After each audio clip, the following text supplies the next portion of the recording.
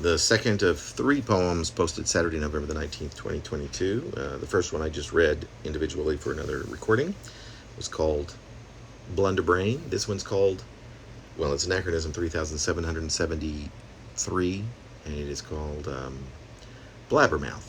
I can't keep from thinking about that. I can't keep from thinking that poetry is a bit ridiculous at times, and to be glaringly honest, quite often. Bearing in mind that my perspective is a bit skewed by insisting on reading a substantial amount of unsolicited poetry submission to a fledgling magazine for several years, at least until it wasn't so fledgling. When I at some point decided that the odds are that when in receipt of a manuscript-sized volley of a cacophony of words splayed upon virtual page after virtual page, odds were I could make a fairly quick decision after reading 5 or 6 pages, regarding whether or not I wanted to read the rest of the sheaf, much less include any of it in an issue. I read so much. I read most every single thing that was ever sent. It became a little crazy. And furthermore, that the chances would be better for me to keep my eyesight for a bit longer, if so. And there would even be a potentially significant chance of living a fuller, more varied, and even longer life by opting out of reading a few more of those virtual pages once in a while. Who's to say, really? Except me. Indicative of nothing at all, really. I did wake up at one morning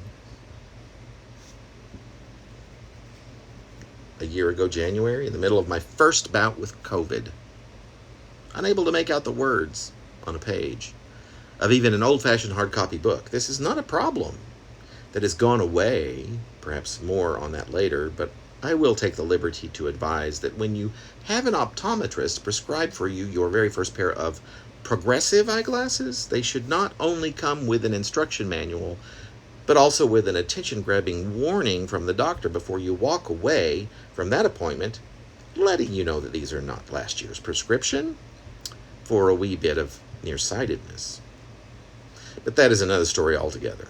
So, you got 2 for the price of 1. Or, hello, I'm the person whose fingers are punching away at the sticky keys of my laptop to put this thing together, and what an honor that thanks to you it has not gone into perpetuity for nothing but to tickle my whimsy.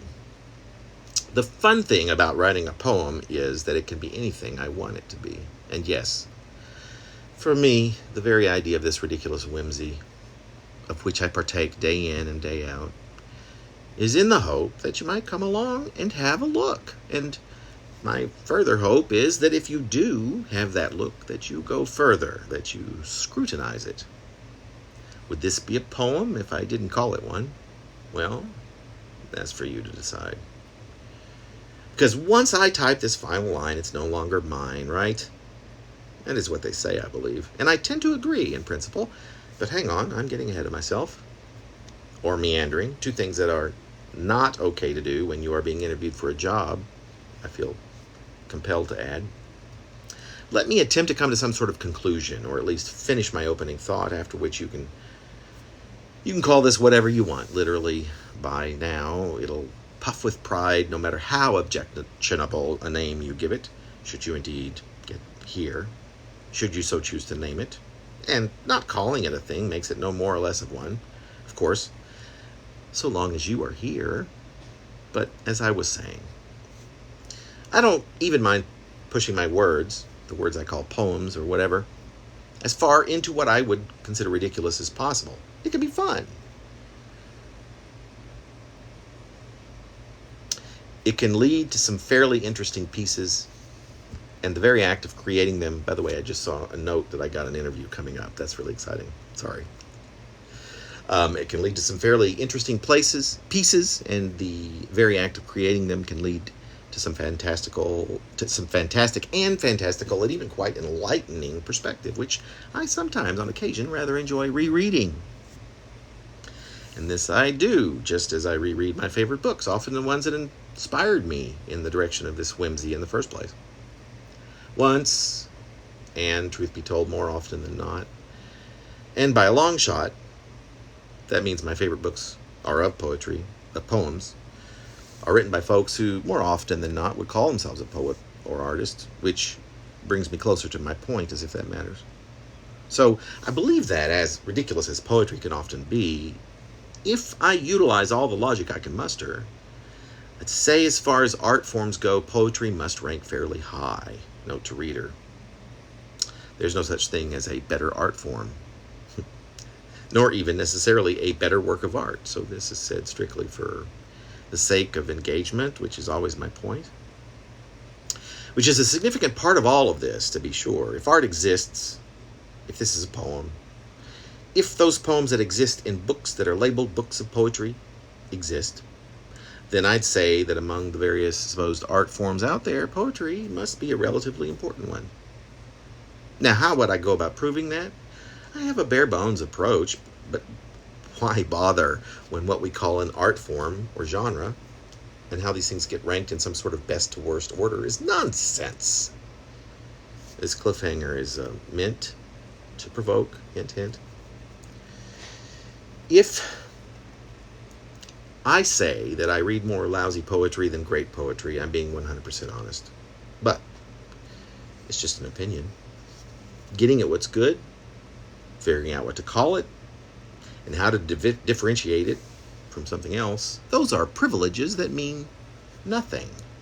But a work of art can be ranked, I do most earnestly believe, in order of significance. I mean, it'd be quite impossible to do, but somewhere out there is an ideal rank of the most significant poems ever, from start to finish, based on the effect each had on the reader or listener, and how each reader or listener manifested whatever effect the poem had on them.